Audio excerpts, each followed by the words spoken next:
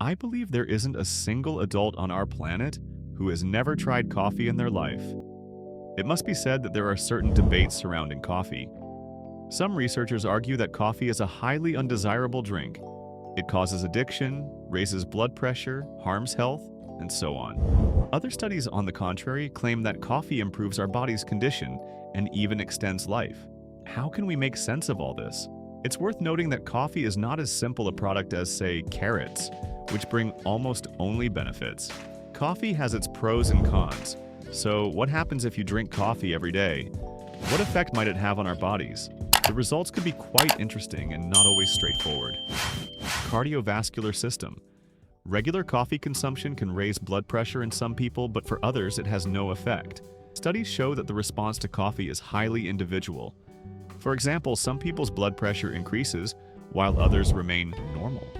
Long-term consumption of coffee may even help regular drinkers maintain steady blood pressure levels as their bodies adapt to caffeine.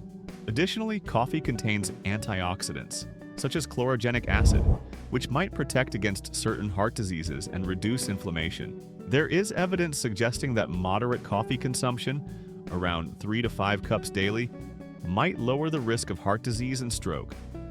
However, excessive intake, especially for those predisposed to heart conditions or those sensitive to caffeine, could lead to palpitations, increased heart rate, and heightened anxiety. Decaffeinated coffee is a viable alternative for those with heart health concerns. Moreover, some studies indicate that coffee consumption may improve blood vessel function and reduce the risk of developing type 2 diabetes due to its beneficial effects on insulin sensitivity.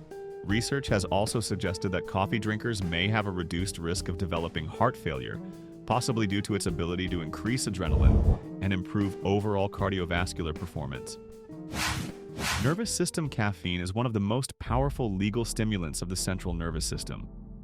It boosts concentration, productivity, enhances cognitive abilities, and even helps combat fatigue. Studies suggest that caffeine can improve short-term memory, reaction times, and decision-making skills. It is also known to stimulate the release of neurotransmitters like dopamine, which can elevate mood and create a feeling of alertness. However, excessive consumption can lead to overstimulation of the nervous system, resulting in irritability, anxiety, jitteriness, and headaches. Prolonged overuse may also disrupt the natural sleep-wake cycle, leading to insomnia and diminished sleep quality. Interestingly, some research has found potential protective effects of coffee against neurodegenerative diseases like Alzheimer's and Parkinson's due to its antioxidant properties and impact on brain function.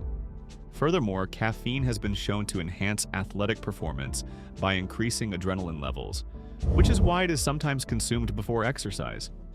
However, it may cause dehydration if not balanced with enough water intake. Recent research also suggests that coffee consumption might reduce the risk of depression and improve overall mental health. Studies have found that individuals who consume coffee regularly may have a lower risk of developing depression and suicidal thoughts.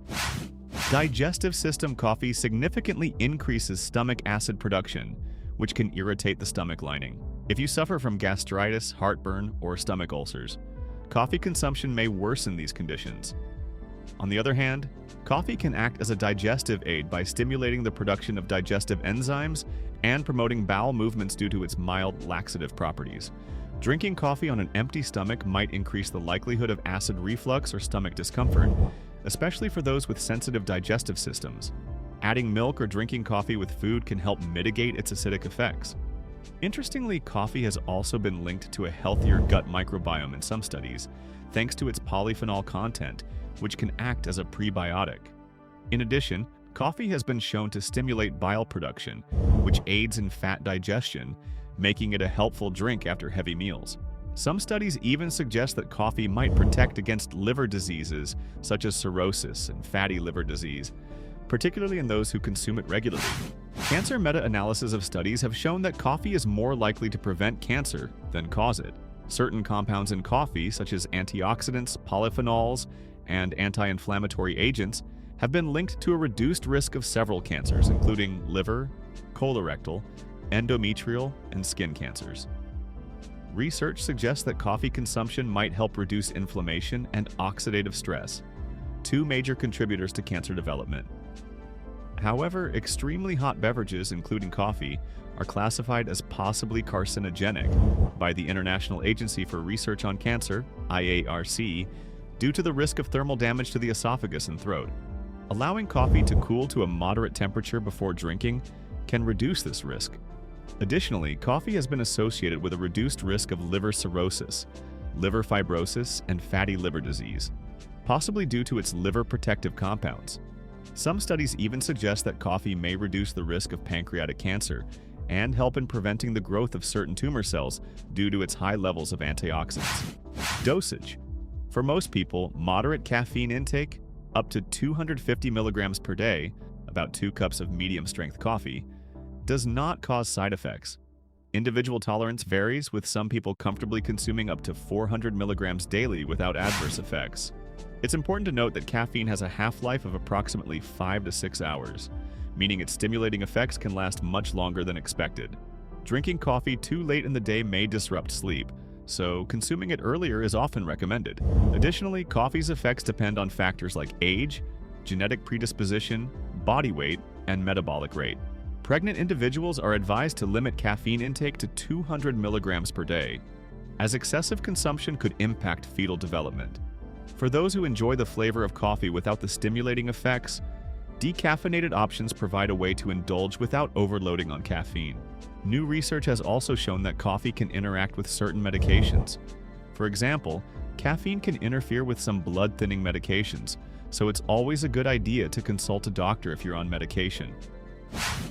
Psychological and social aspects. Coffee is more than just a drink.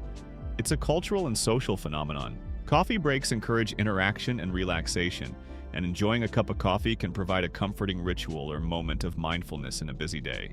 The psychological benefits of coffee, including mood enhancement and stress reduction, are often tied to its association with leisure and social connections. Interestingly, coffee has been linked to improved cognitive performance in social settings, promoting discussion and focus.